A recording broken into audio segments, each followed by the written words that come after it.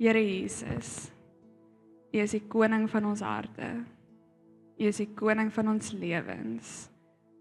Ons kom buig ons knieë, Here, gewillig voor U vanoggend. Here, vanoggend gaan net oor U. U is die enigste een waardig van ons tyd en ons aandag en ons lewens. Here, word verheerlik deur alles wat gebeur hier vandag. Here, word verheerlik deur elke woord, deur elke noot, Here. U is waardig daarvan. Heilig, heilig, heilig. Heilig, heilig, heilig. Heilig, heilig, heilig. Is U, o God, almagtig, soewerein, skepper en heerser. Here, ons kom, en ons kom buig onsself voor U vanoggend neer, Here. U is ons koning. U is ons koning. U is die herder. Ons is die skape. Ons is die diensknegte, Here. U is die koning, die heerser en ons herder. Here, dankie vir U vrede en U vreugde, U genade, U goedheid, U guns. Here, dankie vir lewe. U is die lewe en die opstanding. Dit is U. U is. U is.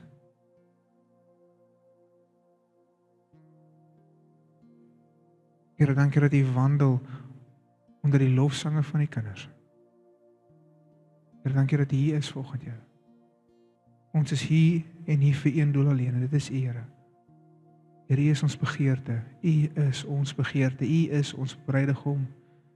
U is ons eerste liefde. Soos 'n wildsbok wat smag, Here. So smag ons na U, Here. Ons smag na U. Here, ons vergeet wat agter ons is, Here, en ons strek onsself vorentoe na U, Here. Here, soos 'n kleuter wat hardloop op 'n atletiekbaan, gefokus op sy pa met oop arms, Here. So hardloop ons nou na U, Here. Here, dankie vir U omhels. Dankie vir U arms wat U om ons vou. Dankie dat ons gees, saam met U gees in ons kan uitskree, Abba Vader. U het vir ons 'n gees van aanneming gegee, Here. Here, U los ons nie as wees agter, Here. Maar U berei vir ons 'n kamer voor in U huis. Nie net in enige huis, Here, maar in U huis, Here. Dankie dat ons U kinders kan wees, Here. Wat 'n voorreg, Here. Wat 'n voorreg is om U te ken. Here, kom gesels vanoggend met ons, Here. Kom, Heilige Gees, kom werk in ons harte, kom werk in ons gedagtes, kom vorm, kom snoei, kom bou. Here, en daar waar iets afgebreek moet word, Here, breek dit af, Here. Breek dit af, Here. Wat ook al nodig is, Here, wat ook al nuttig is, Here, ons vertrou vir dit vanoggend. Here, ek kom en ek bid vir elke persoon wat hier voor my staan vanoggend, Here. Elke behoefte, elke begeerte, Here, elke gebedsversoek, Here. Here, kom ontmoet elkeen vanoggend, Here. Kom ontmoet elkeen vanoggend. Ek vertrou U vir dit, Here. In Jesus naam. Amen. Great. So julle kan vir my blaai na Handelinge 7 vanaf vers 22 tot 30 gaan ons lees vanoggend. Julle kan so lank so toe blaai. Ek het vir hulle so beloof, liefie, ek is nou klaar met Genesis. Ons is klaar met Genesis in woordskool. Ons is nou klaar met Genesis gepreek op 'n Sondag. Genesis is nou deurgetrap en is deurgewerk. Ek dink almal het nou 'n goeie verstaan van Genesis. Voor ek lees, wil ek net 'n prentjie skep vanoggend. Is wie het donker kamertjie gespeel as kinders? Nee, onthou hoe jy in die kamer rond, ons het met donker huis gespeel. Maar jy het presies geweet waar om weg te kry, vir die lig aan te sit, want jy weet waar alles is. Maar donker kamertjie, ek het dit verskriklik baie geniet. Dit was een van my gunsteling en my core memories as kind. Maar jy het geweet waar alles is, want jy die kamer geken. Soveel keer in ons lewe gaan ons deur seisoene. Ons gaan deur, daar's 'n wagtydperk. Jy gaan tussen werke of jy's in 'n werkseisoen, jy vertrou vir die volgende een of ons is altyd, dit voel vir my partykeer so aan die jaag na die volgende seisoen toe. Jy betree nou net die een seisoen, nou net die een, maar ek gaan nou vanoggend die kamer woord gebruik, mediese seisoen. So wees nou by, as ek praat van 'n kamer, praat ek van 'n seisoen. Is julle by? So jy betree nou net hierdie een vertrek, jy weet nog nie eers wat ordentlik wat in die vertrek aangaan nie, en dan soek jy al klaar na die volgende een. En ek het al baie gehoor, en dit is nie eers terwyl ek 'n pastoor was nie, maar al vroeg, vandat ek tot bekering gekom het ek al baie mense gehoor praat van, ek wag op die Here. So in die sin van, ek wag vir die volgende ding om te gebeur, of dit nou is 'n werk waarvoor jy vertrou, of dit nou is 'n huweliksmaat is waarvoor jy vertrou, of dit nou finansies is waarvoor jy vertrou. Dit voel vir my finansies is die een waarvoor almal vertrou. Ek het al, as Johan hy sit baie keer, dan sal hy sê, Jesus, ek wil vir julle bid, stuur jou gebedsversoek. Dan gaan ek op die comment section, want ek het klaar wat hier gaan staan, dan gaan ek om te kyk wat die mense sê. Finansies. Dit voel vir my, dit is die een ding waarvoor soos almal vertrou, is finansiële deurbraak. Maar hoe dit ook al mag sê is, wat ek vir jou wil sê is, die kamer is nie net beperk tot jy wat van een werk na die volgende een toe wil gaan, of jy wil trek van een dorp na die volgende een. Dit is 'n plek waar jy wag vir deurbraak op die Here. Jy wag dat die Here kom, ingryp in jou situasie, en dit vir jou help verander. Hy moet vir jou die deur kom oopmaak na die volgende kamer. Is julle by? Amen. Maar hier is die probleem met daai baie keer is, baie mense sê dat hulle wag vir deurbraak, maar hulle wag is, as jy vir hulle vra, maar wat doen jy terwyl jy wag? Ek sit by die huis. Ek sit. Ek bid, maar ek sit. En ek bid. En dis great. Moenie 'n fout maak nie. Bid altyd. Wag op die Here, sit in jou binnekamer, trek jou deur toe, soek hom in die skrif, soek hom in gebed. Moet nooit op oor die Here soek nie.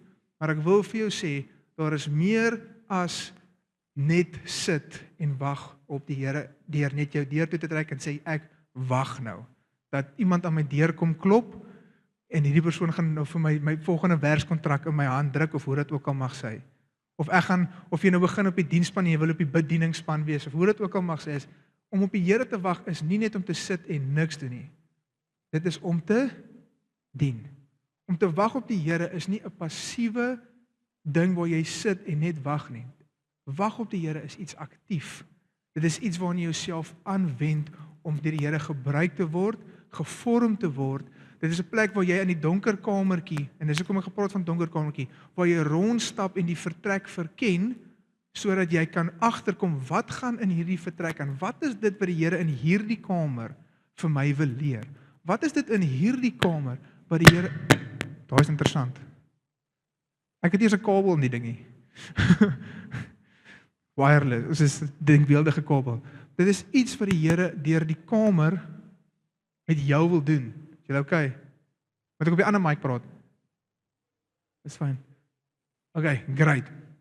Sorry julle, kom ons gaan aan. Jy moet opstaan en die kamer verken. Ek het hierdie Engelse slagspreuke een keer gehoor en dit werk nogal goed, maar dit word al so baie gebruik, maar anyway, ek gaan in elk geval gebruik. So wat doen 'n waiter? Wat doen 'n waiter? If you are waiting, do what the waiter do. Ek het my Engels is horrible. Dis hoekom ons Afrikaanse kerk is, okay? They serve. Amen. 'n Waiter staan nie net in die kombuis en wag nie. Hulle dien. Dink aan Dawid. Dawid is my hoofvoorbeeld vir oggend. Ons gaan 'n bietjie kyk na Moses. Ons is klaar met Genesis, ons gaan nie ver aan nie, soos in Eksodus. Maar dink aan Dawid. Dawid word gesalf as koning. Hy stap in die paleis in. Hy gaan sit op die troon. Dis hoe dit gewerk het. Hy het hierdie woord uit sy roeping gekry, sy woord gekry. Wag altyd vir daai woord. Ek nou dis die woord. Ek nou moet die deurbraak moet ons nou net na die woord wees. Ons het nou hierdie profetiese woord van die Here gekry. Die deurbraak moet ons nou net soos dis nou môre. Want ek het al 3 jaar gewag vir die profetiese woord net om in bediening in te kom.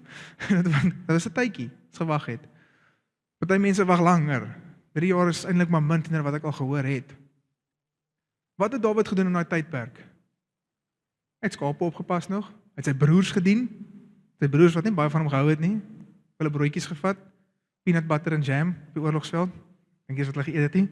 My weergawe. Hy het vir Saul gedien. Saul, iemand wat hom doodmaak. Iemand wat hom gehaat het. Toe die geleentheid gehad het om die troon te vat, want dit is eintlik daai plek wat Saul sy die vertaling sê eintlik hy het sy voete bedek.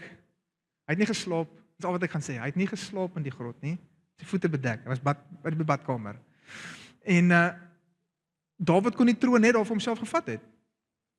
Hy kon self die deur oopgeskop het en uit die kamer van in 'n grot bly, afgejag word soos 'n dier, kon hy oopgeskop het en gesê, hier vat ek nou die troon vir myself. En dit het gedoen? Nee. Hy het gewag op die Here en gehoorsaam gewees in elke seisoen op wat die Here sê hy moet doen. 2 keer die geleentheid gehad om dit te doen. En hy het dit nie gedoen nie. Dis meer as net sy lewe gespaar. Hy het die gesalfde van die Here geëer en ons gaan weer so 'n bietjie daarna ook kyk. So in Handelinge 7 vers 22 ons gaan lees, ons gaan kyk na Moses vandag. En Moses se lewe is opgedeel in 3 kamers. Kan jy maar redelik opdeel. 40, 40, 40. 40 jaar het hy in die woestyn, in die paleis in Egipte as Farao se aanneemseun groot geword. Daarna was hy vir 40 jaar in die woestyn gewees wat hy skape opgepas het. Not that glorious. Falling from grace, nogal ver geval van 'n prins na 'n skaapwagter toe. En daarna weet ons dat hy vir 40 jaar die Israeliete dan nou uit Egipte uitgelei tot by die beloofde land. Nie, hy kon nie ingevat het nie.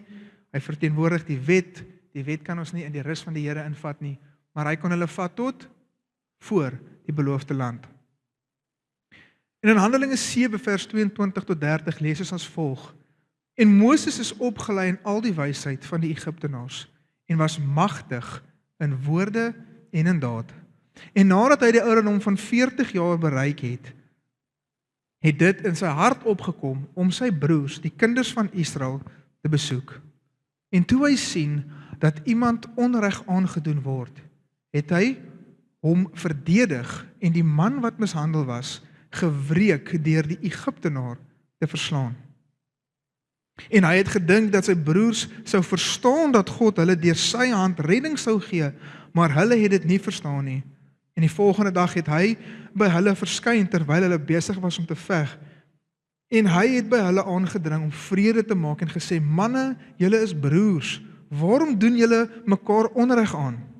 Maar hy wat sy naaste onreg aangedoen het hom afgestoot en gesê: Wie het jou as 'n owerste en regter oor ons aangestel? Jy wil my tog nie doodmaak. Spring hy nou. Jy wil my tog nie doodmaak soos jy gister die Egiptenaar doodgemaak het nie.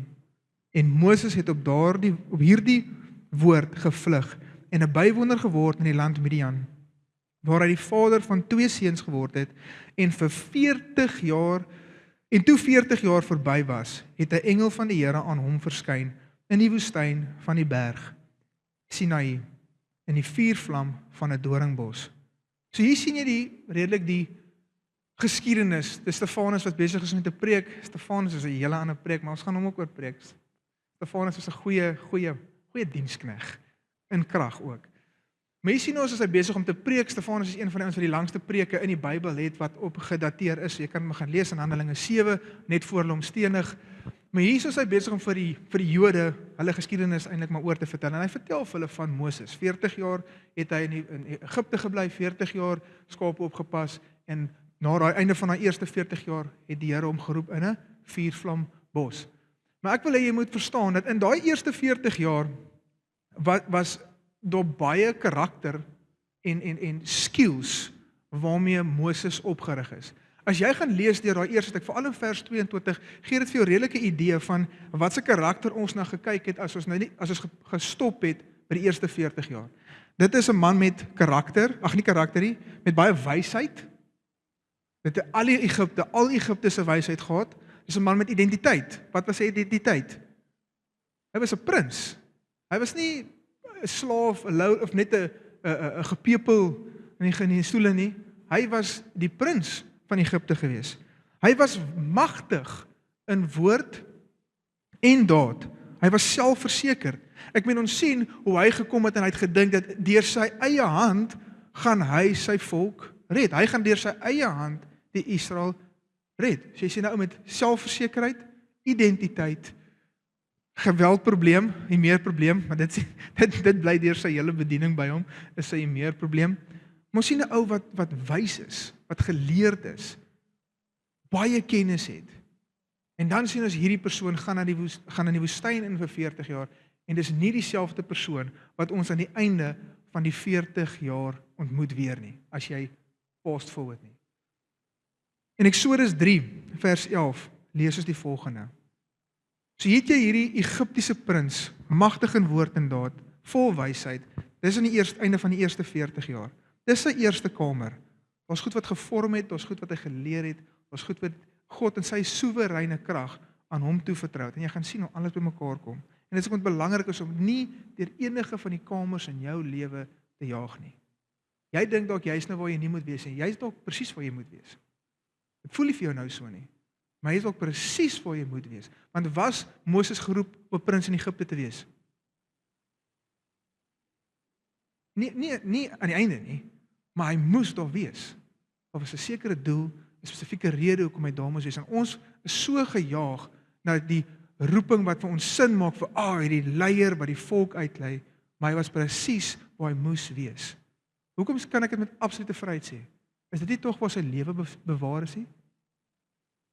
In die paleis, toe al die ander seentjies doodgemaak is, is dit die plek waar God hom veilig gehou het? God hom veilig gehou om eendag sy volk uit te lei nie? Vir ons het dit gelyk as dit is nie waar hy moet wees nie. Dit is presies waar hy moes wees. In Eksodus 3 vers 11. Maar Moses het tot God gespreek, dis nou in hierdie bos. Wie is ek, dat ek na Farao sou gaan, en dat ek die kinders van Israel uit Egipte sou lei? En Eksodus 4 vers 10.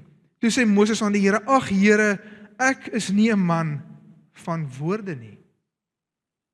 Van gister af, of van eergister, of van dat u met u knegg gespreek het nie, want ek is swaar van mond en swaar van tong.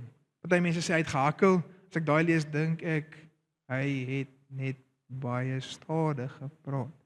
As dit in daai spoed met preek, gaan ons 'n rukkie hier wees, né? Dit klink nie asof dit dieselfde persoon beskryf nie.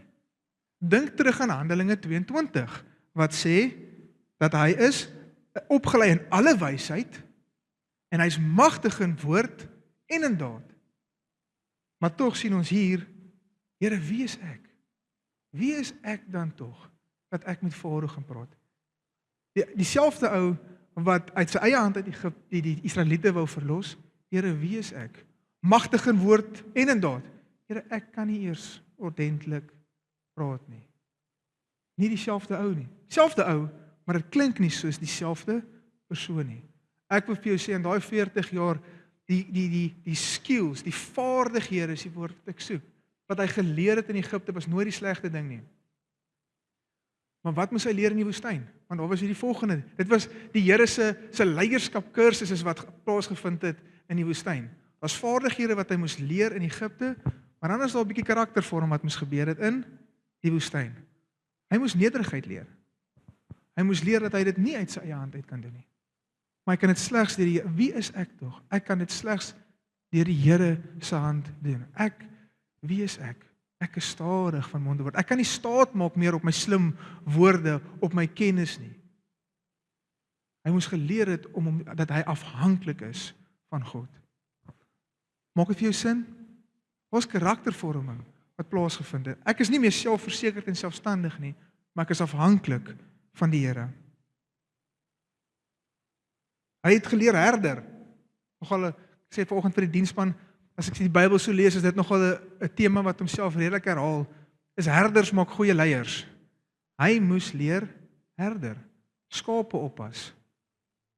Moses het tussen 2 tot 3 miljoen mense uitgelei, en ek wil vir jou sê, om skape op te pas is nogal partykeer, ek het nooit skape opgepas as hulle dit hier gedoen het, maar ons het 'n plaas, en ek het altyd saam met my pa gaan skaap werk, en daar was een dag, onthou ek, wat ons opgegee het. Ons het letterlik opgegee. Ons het die skaap die oggend bymekaar gemaak, ons begin oggend vroeg, daai namiddag toe kom ons nog nie by die berg af nie. Sak jy aan die een kant, hardloop hulle weer aan die ander kant op. Hardloop jy op oor na die ander kant toe. So hy moes geduld geleer, dan kom hulle weer aan die kant op. So daai dag het ek agterkom hoe hardkoppig skape kan wees. Baie, was dit soos, okay, dis oor dit, verby dit. Meatmasters, nie Meatmasters, dorpers. Dorpers, hier is 'n een skaap en 'n hardkoppige ding. Hulle kruip dra dat die velletjies so op hulle neus sit, wil ek amper sê, lyk soos 'n renoster. Maar Moses het geleer hoe met 'n hardkoppige wese te werk, terwyl hy in die woestyn was. Dit was sy leierskapkursus, wat God met hom moes gedoen het, in daai tydperk. As ons kyk in Numeri 12, vers 3 tot 5, lees ons die volgende. Nog 'n karaktereienskap wat gevorm het in Moses. Maar die man Moses was baie sagmoedig, meer as al die mense op die aardbodem. Ek wil wel hê jy moet besef, Moses self skryf hierdie. Dis iemand wat oor Moses skryf, Moses skryf van homself, hy is die sagmoedigste ou. Maar dis is iemand wat sê, ek is die nederigste ou wat ek ken. Dan nie heeltemal nie. Toe het die Here dadelik met Moses en na Aaron en Miriam gespreek. So wat het hier gebeur? Ek wil gou vir jou net 'n bietjie konteks gee. So, hulle is op die grens van die beloofde land. Hulle is nou deur die woestyn, 'n jaar of wat deur die woestyn getrek, hulle gaan na die beloofde land ingaan, of staan op die grens om in te gaan, en Miriam, sy suster, sê vir Aaron, maar hoorie, wat is so spesiaal aan Moses? Hoor ons nie tog ook die Here nie? Ons hoor hom ook. Hoekom moet ons na hom luister? Hoekom kan mense nie na ons luister? En die skrif sal dit vir jou lyk asof hulle iets, as jy net met die oog kyk, lyk dit asof hulle iets in sy vrou het, dit het nie oor dit gegaan nie. Hulle het dit gebruik, maar die groot ding in hulle hart was, hulle was in rebellie oor sy leierskap. Hoekom is ons boetie? Hoekom moet hy die leier wees? En hoe het Moses gereageer op dit? In sagmoedigheid.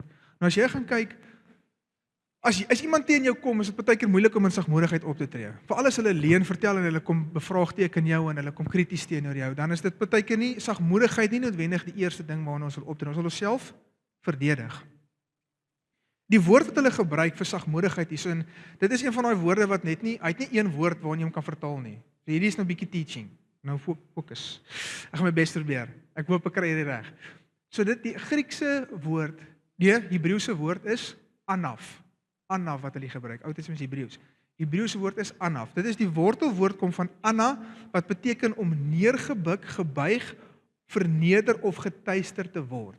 So daai woord sou gebruik het vir 'n slaaf. Dit is iemand wat neergebuk is, wat verneder is, wat getuister is om daai persoon te beskryf. Dis nie hoe dit gebruik word om vir, daai is 'n fisiese beskrywing, maar daar's 'n geestelike implikasie van die woord anaf. Die woord anaf kan beteken sagmoedig en nederig. Sagmoedig is jou posisie teenoor mense en nederig is jou posisie teenoor God. Jy kan hom in albei van die vertalings gaan vir sagmoedigheid en die ander ouens gaan vir nederigheid. Maar wat dit eintlik beteken is, as jy, soos ek sê, daar's nie een woord wat dit beskryf nie. Dit is 'n konsep wat jy moet verstaan. Die sagmoedigheid is meer net hy het net teruggesit en soos, ag, weet jy wat, ek is so lief vir julle. Ag, jy gaan maar net aan. Dit is nie, of ek gaan net terugsit. Dit is nie wat dit was nie. Dit is geen arrogansie, totale afhanklikheid van God, en dit is iemand wat sy eie regte, wat nie sy eie regte met geweld of aggressie terugeis nie. Dit beteken krag onder beheer. Die Engelse woord sou jy ook al gehoor het, blessed are the meek. Dit praat nie van iemand wat swak is nie. Dit praat van iemand wat meer as in staat is om vir homself op te staan in hierdie situasie reg te ruk. Maar besluit, weet jy wat? Ek is in staat. Jesus was in staat om van daai kruis af te klim, moenie 'n fout maak nie. Hy was, maar hy het nie krag onder beheer. En dis wat Moses hier toon. Hy kom nie op in aggressie wat nogals, as jy dink, Moses het 'n paar keer kan ons sien aggressie die beter gekry van hom. Maar hier tree hy op in sagmoedigheid, iets wat gekweek is, waar? In die woestyn. En hier is wat vir my die mooi deel is van sagmoedigheid. En hierdie is hoekom ek soveel hamer op hierdie punt. Want hoeveel keer het jou gevoel, daar word onreg aan jou gedoen, mense vertel stories van jou, daar word 'n verkeerde beeld van jou voortgesit. Vriend kom teen jou, vyand kom teen jou, ek wil amper soos makliker as 'n vyand teen jou kom, maar vriend of 'n broer, of 'n suster, kom teen jou, en beswadder jou, en dan wil ons onsself verdedig, want wie wil nie homself verdedig nie? Maar kyk hoe mooi is hierdie. Vers 3 wat sê, dat hy is sagmoedig, meer as al die ander, en toe, hy gee dit oor aan die Here, hy staan nie op nie, hy begin beklei nie met hulle nie, hy is die leier, hulle moet vir hom luister. Toe die Here dadelik met Moses en Aaron en Miriam gespreek. Julle 3, kom asseblief na my kantoor toe. Nee, dis nie presies wat daar staan nie. Maar dis die vertaling. Die Here daal neer in 'n wolkkolom en hy sê, kom na my toe. Julle kom teen my knegg. Julle kom teen my kind. Julle kom teen Moses, die wat ek gekies het. Hoe dink julle was Dawid so skrikkerig om aan Saul te raak? God kies. So as ons teen 'n leier kom ons nie net teen 'n mens nie. Ons moet so versigtig moet wees. Hoe ons oor mense praat en wanneer ons nie saamstem met hulle nie.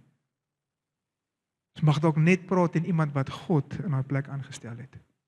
Of wil dit nou presies doen soos jy dit wil doen of nie? Amen. En hulle praat teen Moses, want hulle wil die leiers wees. En wat gebeur? God tree in en hy beklei die geveg vir Moses. Wie wil hê die Here moet sy fights van fight? Ek dink hy kan 'n baie beter job daarvan maak as ek. Verseker. Gaan 'n skoner een ook wees. Baie skoner. Maar so 'n liedjie wat ek vanoggend nou weer deur my notas lees. Ek kom maar 'n liedjie, this is how I fight my battles. It may look like I am surrounded. Mag dalk lyk of ek omring is, maar Here, this is how I fight my battles. This is how I fight my battles. In sagmoedigheid, ek gee dit oor aan U. Ek is afhanklik van U. Here, as arrogansie in my hart is, Here, is ek jammer. Want dis baie keer waar ons partykeer, daar's 'n bietjie arrogansie in ons hart en as iemand teen ons optree, dan wil ons onsself verdedig, want dit is eintlik 'n plek uit van soos wie dink jy is jy? Nee, Here, ek is U diensknegt. Ek is U bruid. Ek is afhanklik van U. Here, ek kom in sagmoedigheid en in nederigheid. Here, sal U hierdie geveg vir my vat. En die Here kom en hy tref Miriam met malaats. Aaron vra vir Moses, asseblief moenie hierdie oor ons bring nie. En wie bid vir Miriam om te genees? Moses. Die een teen wie hulle gekom het. Dis ook die een wat bid dat sy genees is en dat die Here nie die malaats het oorhou nie. Hoekom kon hy dit doen? Want dit gaan nie oor my nie. Here, ek is U diensknegt en ek is gehoorsaam aan U. Maar wanneer iemand teen ons kom, is hoe geneig is ons om dadelik te bid vir daai persoon? En ek praat nie van Here, haal hierdie persoon uit en straf hom en verwyder hom uit hierdie situasie uit nie. Ek praat nie van so gebed nie. Daai ene maak ons partykeer bietjie maklik. Ek kan dalk eendag en dit was 'n tydperk in my lewe wat iemand nogal redelik teen my en my vrou gekom het. Baie stories versprei het. Dit is baie moeilik om niks te sê in dit nie. En ek ry so langs die N1 en ek onthou dit was op min of meer halfway daai Cecilia af vir dit by die mall. Ek onthou ek daar sit en ry en ek is net soos Here, ek weet nie eens wat om te bid nie, want hierdie is ook soos U kind. Hierdie persoon is ook in bediening en hulle wil so seker maak ek kan nooit weer in bediening in my lewe wees nie. En hulle wil my heeltemal diskwalifiseer en ek is soos hoe ek weet nie eens wat om te bid, Here. Want ek wil nie teen hom bid nie. Ek vra net help my. Help my, Here. Ek weet nie wat om te doen in hierdie situasie. Help my net.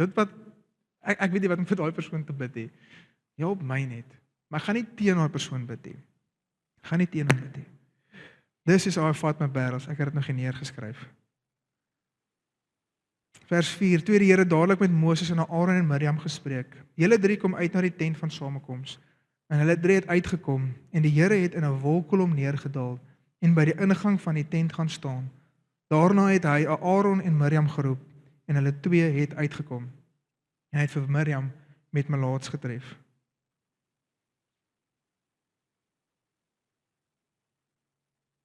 So as jy kyk na die 2 kamers, hierdie was Moses se 2 opleidingskamers. As ek vir jou moet vra, wat was, want in die 3de kamer toe lei die volk uit. Na die 80 jaar, hy was 80 toe hy die volk uitgelei het. As ek vir jou moet vra, wat was Moses se roeping? En jy hoef nie nou uit te skree nie, jy hoef nie nou te antwoord nie. Ek het vanoggend vir die diensspan klaar gevra, wat was Moses se roeping? Wat was hy voor geroep? Waarvoor het hy hom geroep? Wat het hy vir hom in die brandende bos gesê? Sy roeping was om hulle in die beloofde land in te vat? Nee. Dit was nie. Voor iemand dit doen, gaan ek nee, hy was nie. Was Moses geroep om hulle uit Egipte uit te lei, uit slawerny uit? Was hy net geroep vir dit? Nee, hy was nie. Waarvoor was hy ook geroep? Wie die eerste 5 boeke van die Bybel geskryf? Moses. Jy sien, daai laaste 40 jaar, daai middelste 40 jaar, was krities belangrik vir Moses se voorbereiding om sy karakter te vorm, om 'n volk, 'n nasie uit te kan lei en afhanklik te wees van God. En jy moet verstaan, dat Egipte het meer as 2000 gode. Hy het groot geword met dit. In 'n plek van isolasie kon God hom een kant trek, al daai gemors uit hom uitkry, wil ek amper sê, 'n pad saam met hom. Hy kon uit die Here geleer, hy het afhanklik geraak van die Here, hy het sy roeping gekry by die Here. Maar dis nie die enigste 40 jaar wat iets beteken vir sy roeping nie. Daai eerste 40 jaar was net so krities belangrik. Want net soos ek sê, punt 1 is dis waar sy lewe beskerm is. Maar dis ook waar hy in alle wysheid opgerig is, opgelei is, in woord en daad, wat hom meer as in staat gestel het om die Pentateeg vir ons vas te vang en vas te pen. Nie net dit nie, hy het logistieke kennis opgedoen. Hy het geleer hoe mense 'n magdom mense, hoe om beheer toe te pas oor dit. Want hy was prins van 'n nasie. Militêre strategie het hy geleer in daai tydperk, wat hulle nodig gehad het in die Amalekiete. Kan jy sien hoe daai 40 jaar, wat ons dink is net die 40 jaar van karaktervorming wat God in sy soewereiniteit oor hom gebring het en waar hom gevorm het. Nee, dit was baie belangrik vir sy karakter. Maar hy het soveel vaardighede opgedoen in daai eerste tydperk wat hom gebaat het en wat nodig was vir die volheid van sy roeping. En hoekom sê ek dit vir jou? Want baie keer sit ons in 'n wagkamer en ons wag en ons wag en ons wag. En ons mis dit wat die Here besig is om te doen in ons en deur ons. En watse vaardighede wil hy nie deur jou leer nie. En dit kan vir jou iets wees soos hy wil vir jou leer hoe om Excel te gebruik. Excel is belangrik in kerk ook. My vrou doen dit. Ek kan nie. Dit is belangrik. Vaardighede wat jy dink soos hoe is hierdie geestelik? Hy kan dit gebruik vir sy glorie. En jy dink, hier sit ek wil net hier uitkom. Ek wil die volgende stelling maak is moenie dit sien as 'n wagkamer en dis daai is ons fout. Ons sien dit as 'n wagkamer. Wat doen ons in 'n wagkamer? As jy kom by 'n dokter, sien jy uit daarna, dit is iets wat jy is opgewonde oor. Ek gaan nou spreekkamer toe. Ja, dis nog 'n uur weg, maar ek gaan so lank daar gaan sit en die tydskrifte lees. Ek dit jou opgewonde? Nee, niemand hou van daai wagperiode nie. En dis ook vir jou sê is, moenie dit sien as 'n wagperiode nie of 'n wagkamer nie. Sien dit as 'n voorbereidingskamer. 'n Kamer waarin ek rond beweeg, 'n kamer waar ek vir die Here sê, Here, waar kan ek myself aanwend? Waar kan ek dien? Waar kan ek betrokke wees? Waar kan ek tussen die skape loop totdat daar 'n brandende bos kom? As Moses nie besig was om skape op te pas nie, was daar nie 'n brandende bos nie. Wat was hy besig om te doen voor hy die roeping gekry het van God? Skape op te pas, te dien, sy skoonpa te dien. Maar so verkeerd wil ons wil daai wow oomblik hê, ons wil daai roeping hê, ons wil 'n brandende bos oomblik. Ek meen ek sal nogal nie omgee vir 'n brandende bos nie. Dit sal nogal iets wees om te sien. Maar wat was hy besig om te doen? Te dien. Elisa, wat was Elisa besig toe Elia hom kom roep het? Te werk in die veld. Te dien. Die brandende bos is in die veld. Dis nie noodwendig met 'n toedeur en jy sit net daar nie. En jy hoop iemand gaan jou deurklop nie. Maak dit vir jou sin? Nie 'n wagkamer nie, maar 'n voorbereidingskamer. Dis wat ons wil hê. In die 19de eeu, maar dit is nie al hoekom dit so belangrik is vir Moses om vir daai tyd se volk, hoekom dit vir hom belangrik was daai eerste 40 jaar. Dit was tot vandag toe nog belangrik, want in die 19de eeu was daar 'n man met die naam Julius Wellhausen wat gesê het, nee, Moses kon nie die Pentateeg geskryf het nie. Hy het 'n hele hipotese daaroor geskryf.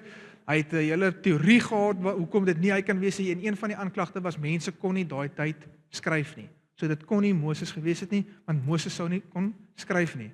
Right. Toe kry hulle hieroglife. Hoe oud is hieroglife? Voor Moses. Waar het hy geleer skryf en lees? In Egipte. Waarvan kom hieroglife? Egipte. In God se soewereiniteit is dit nie net vir sy volk gewees, maar ook vandag verdedig hy sy eie woord. En in sy soewereiniteit het hy seker gemaak dat daar geen vraag is op wie die Pentateeg geskryf het nie. Moses het die vaardighede gehad om dit te doen. Hy het verseker die tyd gehad om dit te doen. Ek dink as hy 40 jaar in die woestyn. En hy het die toegang gehad. Ja, my Driekoe, hoe het hy geweet wat in Genesis 1 tot 3 gebeur het?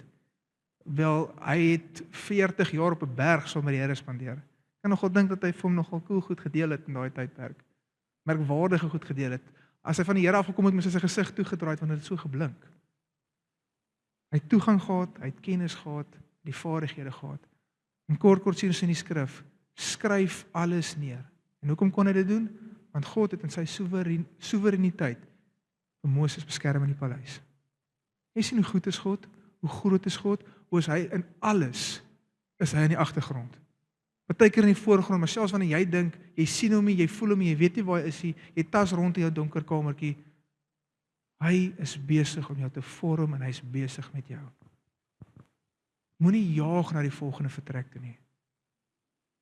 Ons so baie keer gehoor, mense, en ek het dit ook al gebid, mense, almal is skuldig van, Here, jy gee my net die deur hier uit, waar is die deur?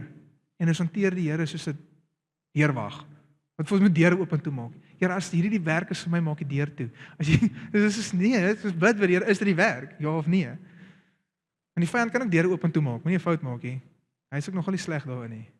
Hy kan ook deure oop en toe maak. Here, U is my herder, lei my. Hoe kan ek dien? Hoe kan ek U dien? U is my herder, U is nie my deurwag nie. Here, ek is U dienskneg. U is nie my dienskneg nie. En soveel keer sit ons in haar wagperiode en ons hanteer die Here soos 'n dienskneg. Wat kan hy vir my doen? Here, U moet vir my deurkom nou. U moet nou hierdie doen. Hierdie moet nou gebeur. Hierdie moet in plek kom. Hier moet ek nou geld kry. Hier moet ek nou 'n nuwe werk kry en hy's heeltyd besig om vir jou, hy moet heeltyd jou na die volgende vlak toe vat. Hy moet heeltyd jou dien. Hy moet heeltyd deurkom vir jou. Maar die vraag is, Here, wat kan ek vir U doen? Waar kan ek terwyl ek in hierdie kamer sit, dat ek ook include wat hier aangaan nie? Here, waar kan ek begin soek? Waar kan ek begin dien? Waar kan ek voete was? Wat het Jesus kom doen toe hy aarde toe gekom het? Kom dien.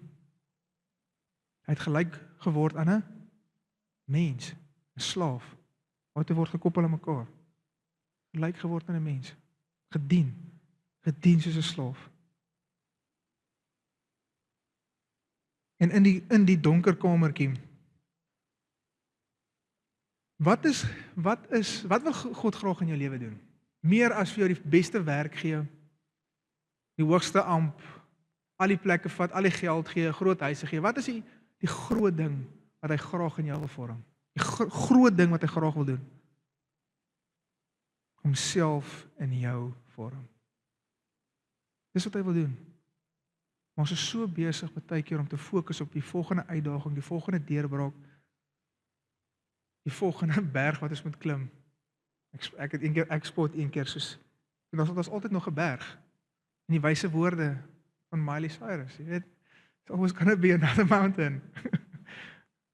Grappie op 'n stokkie. Ons is so besig op die uitdaging en ons vergeet baie keer om te sit en kyk, Here, wat is U besig om my te vorm? Wat moet ek leer? Wat moet ek saamvat uit hierdie seisoen? Ons hardloop baie keer so vinnig uit die kamer uit, ons weet nie eens wat ons soos wat as jy terugdink oor die lewe, al die seisoene, al die kamers waardeur jy gegaan het. Wat het jy daar uitgevat? Wat het jy geleer? As jy nou terugdink, wat het die Here kom doen in jou lewe wat jy nou kan saamvat en wat jy vorentoe vat, wat jy kan aanwend in die toekoms? Hy is konstant besig om homself in jou te vorm. Galasiërs 4 vers 19, dis nie op die bord nie. Ek het vanoggend daaraan gedink weer, en dit ek het my onderaan neergeskryf. En dit is my so mooi. My kinders, vir wie ek weer in barensnood is, totdat Christus in julle 'n gestalte kry. Hoe kry jy dit? Dat die God van die heelal, die Skepper, die Heerser, die Heilige God, homself in jou wil vorm, in my wil vorm. Ons, wat is mens, Here, dat U dink aan hom? Tog het hy jou so lief en wil hy homself in jou vorm. Jesaja 45 vers 3. En ek sal jou skatte gee wat in die donker is, en die verborgde rykdomme, sodat jy kan weet dat ek die Here is.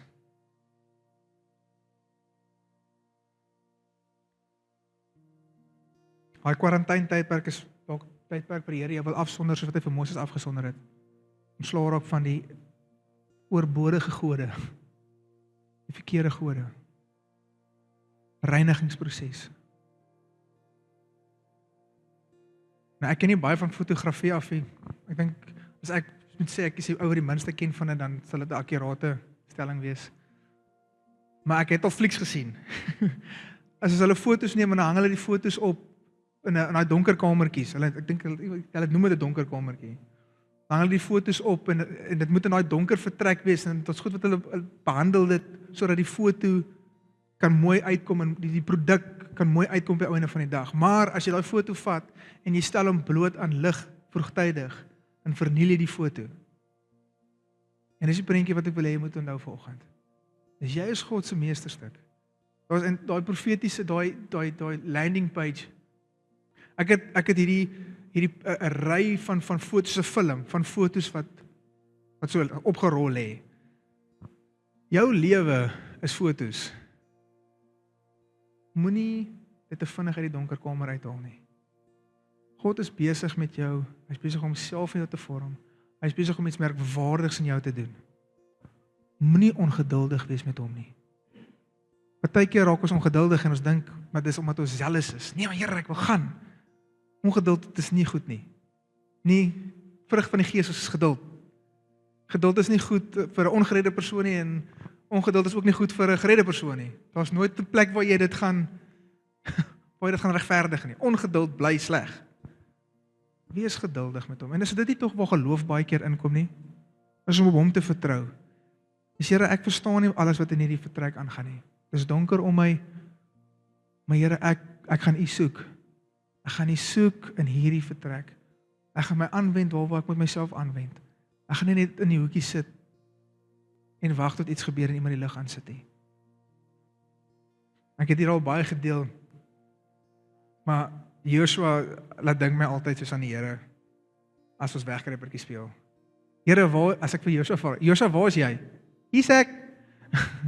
So speel hy gaan kruip weg. Ek tel. Waar is Joshua? Hierso. Poef, skop die kas deur oop. Ek sê jy doen dit nie reg nie. Jy doen dit reg. Pappa gaan wegkruip. Pappa gaan wegkruip. En dis die Here. Here, waar is hy? Hier is ek. Hier is ek. Hy kruip nie vir jou weg nie. Hy wil hê jy moet hom soek. Partykeer om te soek beteken nie net in jou kamer nie. Om te soek in ander mense te dien. Want dis waar hy is. Hy is nie besig om ander mense te dien nie. Te bid dien nie. Dis wat hy doen. I want to be all about my Father's business. Hy is in die veld. As ek hom wil sien, want moet ek gaan. In die veld. Hy is in die stilkamer, hy is ook in die veld. En dit is altyd maklik nie. Prek, dit is nie. Ek sê nie omdat ek hierdie 100% in die knie het. Ek het maandag weer so gelê in fetusproses. Ek sê, Here, help my, hou my net vas. Hou my net vas, Here. Hou my net vas. Ek vertrou op U. Dis die plek waar hierdie preek uitkom. Ek is soos, Here, ek verstaan nie. My wiskunde is al klaar sleg en hierdie wiskunde nie nou vir my nie. Here, help my. Ek soek U, ek vertrou U. Ek gaan nie ongeduldig wees nie, Here. Ek gaan nie ongeduldig wees nie, ek gaan vertrou op U. U is goed, U is getrou. Dit lyk nie soos wat ek gedink het nie, maar U het my nog nie een keer in die steek gelaat nie. U het my nog geen rede geglo om nie op U te vertrou nie. En soveel redes gegee om op U te vertrou.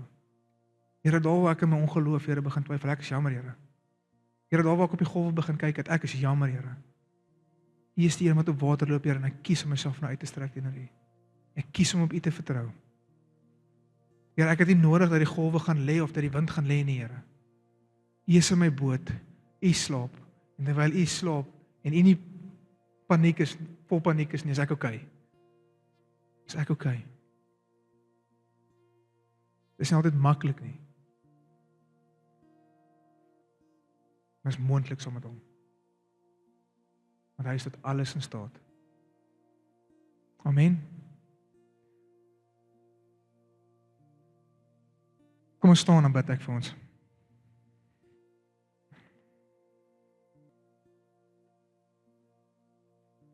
Here, ons het U so lief. Ons is die so lief, Here. Ons eerste liefde. Ons bruidegom. Here, dankie dat U nooit laat is nie, Here. Here, dankie dat U betroubaar is, Here. Here, dankie dat U op U kan vertrou. Dankie dat U onveranderd is, Here. U is die Alfa en die Omega. Die een wat is, was en altyd sal wees. Die onveranderlike God. Nee, Jesus, ons het U gesien en omdat ons U gesien het, het ons die Vader gesien. Omdat ons U gesien het, Jesus, het ons die Heilige Gees gesien. Ons ken nie, ons kan nie ken. U is nie 'n onbekende God nie. Ons hoef nie te raai nie, ons hoef nie te twyfel nie, ons hoef nie in vrees en angs te wees nie, Here. Maar as U kinders kan ons U ken. En U sê tog, en dit is die ewige lewe, is om U te ken. Wat 'n voorreg is dit, Here. Here, hier waar ons elkeen, almal van ons, onsself in 'n kamer bevind.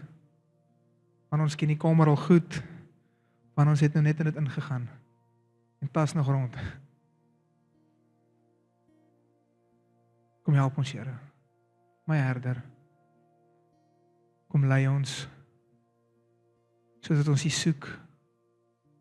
Here, en wys ons daar waar ons kan dien, Here. Soos wat Dawid gedien het, soos wat Moses gedien het, Here, soos wat Elisa gedien het. Here, soos wat U, Jesus, U het gedien. U het gedien. Here, en kon vorm U self in ons.